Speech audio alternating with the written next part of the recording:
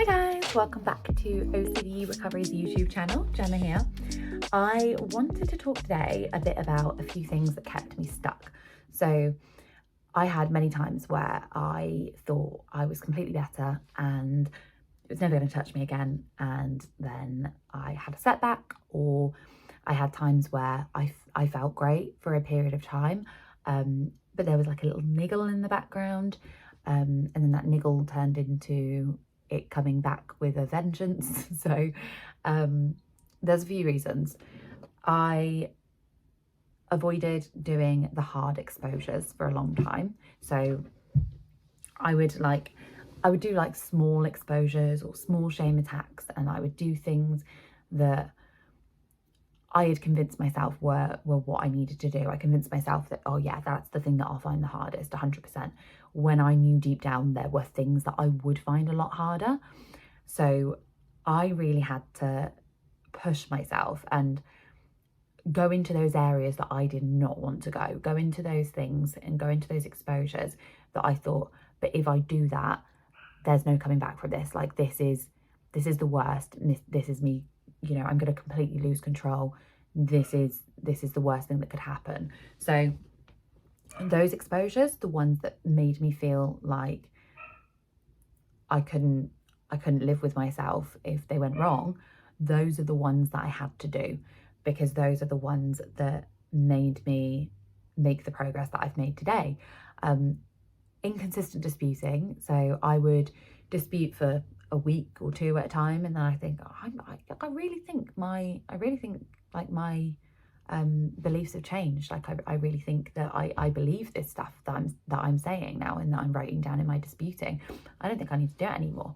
And I did that so many times. Like, so many times I would be like, oh, I don't think I need to dispute. Like, it's enough that I understand conceptually what that means. Like, I understand why I could accept, but I wasn't actually accepting. I was just understanding that maybe I could accept.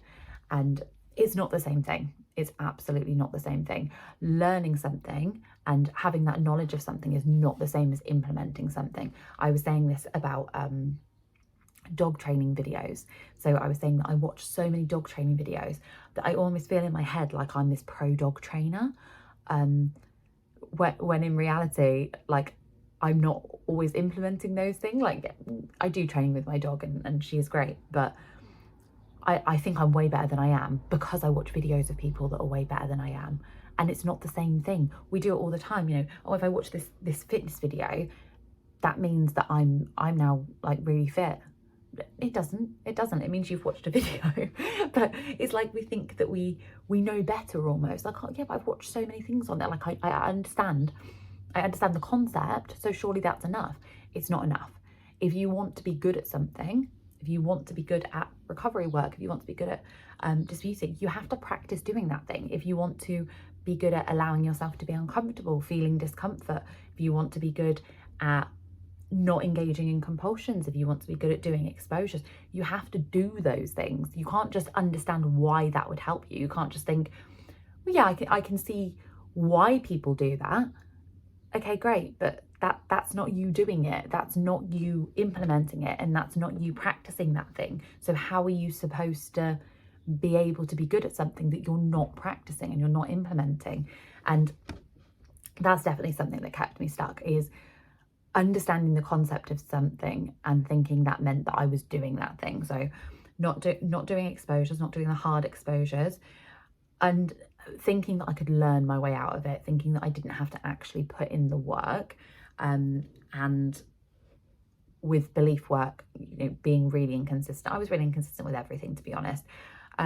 Life structure, I underestimated life structure for a long time. I thought, well, if I'm doing the work, I don't need to also have this, you know, great exercise routine and great work routine, and I don't also have to be, you know, getting up at 5 a.m. Surely. You don't have to. No, you don't. Absolutely not. But the lessons you learn whilst implementing a strict routine, a life structure routine, really help with OCD recovery. They go hand in hand. Like, I started running because I thought it would be good for my mental health. It absolutely was. It was fantastic. And it was something that I struggled with almost as much as I was struggling with OCD at the time, because it was my trigger. When I was suffering with breathing OCD, I started running. Like, imagine that, a really unfit person with breathing OCD running. So yeah, I would constantly feel like I couldn't breathe. I would feel like I was having a heart attack, because I also, you know, struggled with health OCD at the time. So I'd feel like I was having a heart attack. I struggled with harm to myself. So I would feel like when I was running along like a path near a road, I would constantly imagine cars like veering off and hitting me. If I heard like an ambulance or saw an ambulance, I suppose this is a bit existential as well, actually. I've always done this one. This is like something I've done my whole life, but I've always saw it as health, but maybe it's also a bit existential. Yeah, it's definitely existential. So whenever I saw an ambulance, I would think that I died, like I'd been hit by a car or something, and that ambulance was going to me, and I'd kind of come out of my body and was watching it from a distance. God, that's weird, isn't it? I do that sometimes. I think of like things that I've always done, and I'm like, yeah, it's a bit weird. It's a bit weird. How it didn't get picked up that I had OCD before the age of 28, I will never know. Never. With all the medical professionals involved, how no one ever got, when I spoke about things like that I had OCD. I don't understand. But yeah, so those are the things that hold me back the most, definitely. And those are the things that you have the power to change. No one can change them for you, but you absolutely can change those yourself. And the sooner you change them, the more progress you make. Thank you for watching. If you want to inquire about OCD Recovery's one-to-one coaching services, please just pop an email to phil@ocdrecovery.com, and the number for our WhatsApp is on the next page. Thank you.